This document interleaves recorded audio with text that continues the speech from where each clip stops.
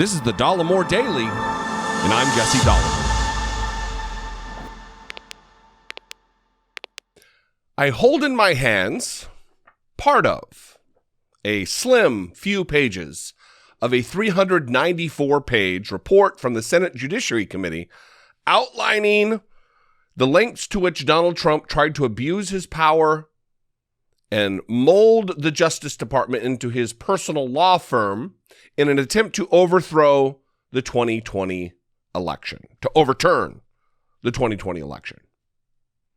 In fact, the words he used in a meeting that I'm going to read, he actually used the word overturn the election results.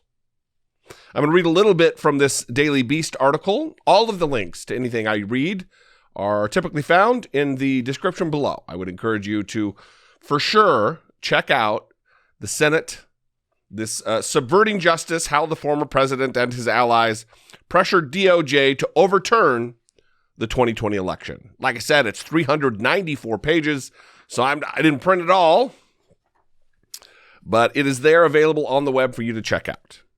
But this Daily Beast article I'm going to start with. Trump whined to acting attorney general, "You'll do nothing to help me, quote unquote, overturn election." On January 3rd, days before Donald Trump supporters went on to ransack the U.S. Capitol, the president allegedly opened a high-stakes Oval Office meeting by complaining to his acting attorney general that he was doing nothing to help him, quote unquote, overturn his election defeat to Joe Biden. The extraordinary claim was made by former acting Attorney General Jeffrey A. Rosen in an interim report released by the Senate Judiciary Committee on Thursday morning. It concludes that Trump and his top aides repeatedly put pressure on the Justice Department officials to endorse his election conspiracy theories and help him reverse the result. In one particularly egregious example, Rosen recalled that Trump opened an Oval Office meeting on the evening of January 3rd by complaining to the gathered officials, quote, "One thing we know is you, Rosen, aren't going to do anything to overturn the election." The meeting would end with several DOJ officials and White House counsel Pat Cipollone threatening to quit if Trump attempted to replace Rosen with a MAGA loyalist. This is, I say this a lot, that just because it's something that we suspected or knew, just using common sense, doesn't mean it was verified. And now we're hearing from the testimony, that's how this report was compiled, as testimony, from the actual people in the room of what Donald Trump said. And words that people use are a window into their motivations, a window into how they believe about things. And when Donald Trump is using the word overturn, it means he knows he did not win and he was actively attempting a coup of the United States government. Two more paragraphs from this Daily Beast article, and then I'm going to read directly from the Senate report. Overall, the interim report lists 9 calls and meetings with Rosen and acting Attorney General Richard Donahue between mid-December and early January, during which Trump asked for help in his mission to overturn the election and remain in the White House. The interim report concludes, beginning on the day former Attorney General William Barr announced his resignation and continuing almost until the January 6th insurrection, Trump directly and repeatedly asked DOJ's acting leadership to initiate investigations, file lawsuits on his behalf, and publicly declare the 2020 election corrupt. Malice aforethought was involved here. I'm going to read, now this is the other thing. I'm going to read from pages 37 and 38 of this 394-page report, an exhaustive report with footnotes, hundreds and hundreds and hundreds of footnotes. But the thing that I find interesting is that the final meeting between Donald Trump and the Oval Office and his Department of Justice officials was on January 3rd, mere 3 days before the insurrection at the United States Capitol and the attempted overthrow of the United States government. This seems to have been the last-ditch effort. The Hail Mary, if you will, in an attempt to use the Justice Department in his nefarious scheme, his conspiracy against America and our democracy. Because when this failed, the last of the last attempts was the insurrection. Reading from the report, again, the report, Subverting Justice, How the Former President and His Allies Pressured DOJ to Overturn the 2020 Election. It is headed as the January 3rd, 2021 Oval Office meeting. Rosen, Donahue, and Engel arrived at the White House around 6 p.m. Donahue initially waited in the hallway, but joined the meeting at Trump's request about 25 minutes after it started. In all, the meeting lasted somewhere between 2 to 3 hours. The participants were Trump, Rosen, Donahue, Engel, Cipollone, Philbin, and Clark. Rosen also recalled Eric Hirschman, senior advisor to the president, participating in the meeting. This is the granular level of detail that they have in this report. Who joined the meetings and how long they had to wait in the hallway. This isn't taking a stab in the dark.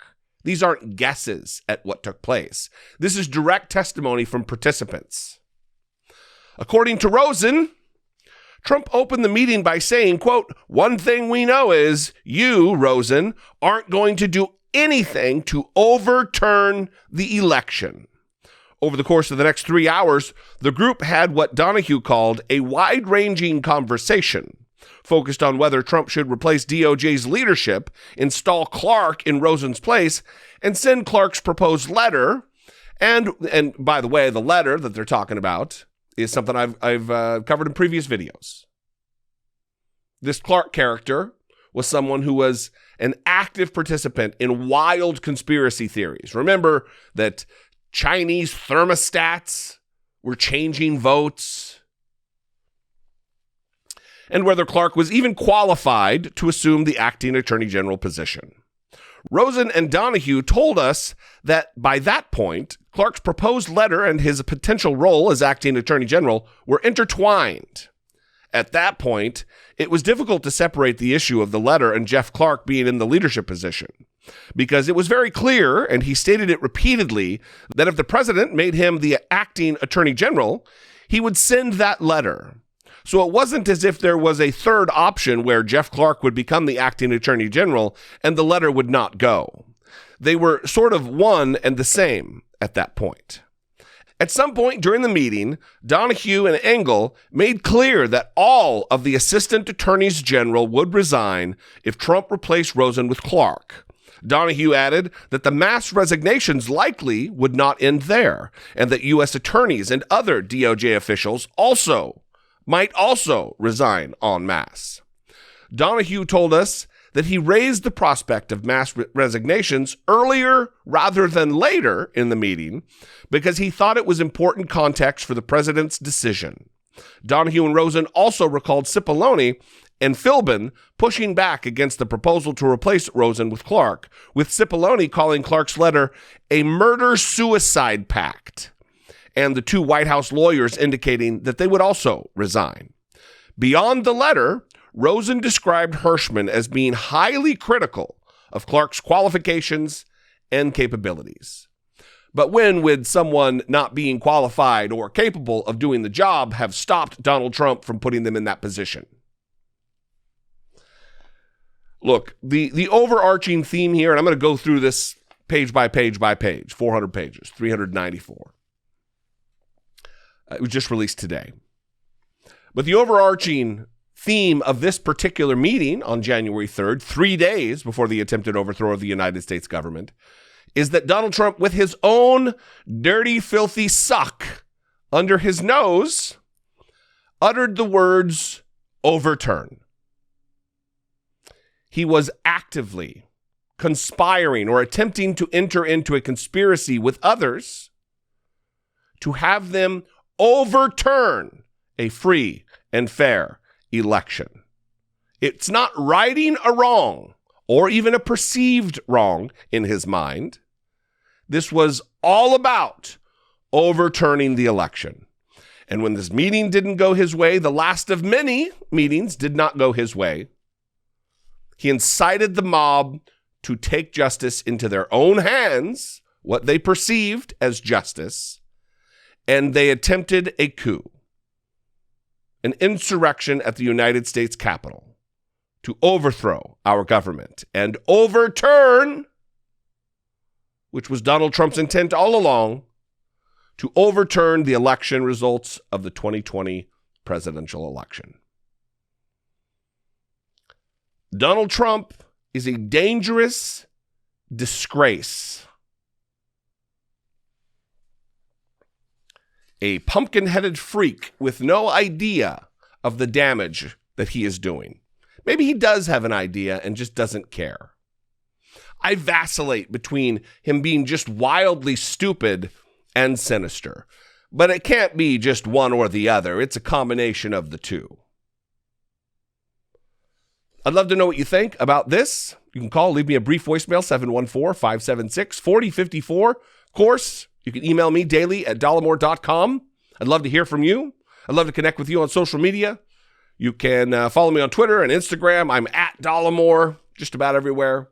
Also, if I bring you value, if talking about things like this bring you information that is important to you, I would be thrilled if you'd consider supporting my work here on the platform for as little as $2 a month. You can click the join button below this video, wherever the button is, and to become a channel member.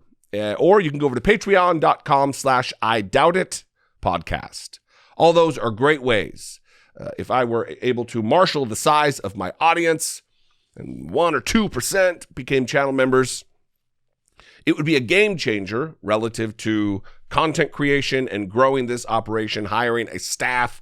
A lot of people who do what I do in this space on YouTube have production staffs. Me, not so much. So anyway, I love you guys. Thanks for joining me today. I'll see you next time. Until I do, be genuine. Take care of one another.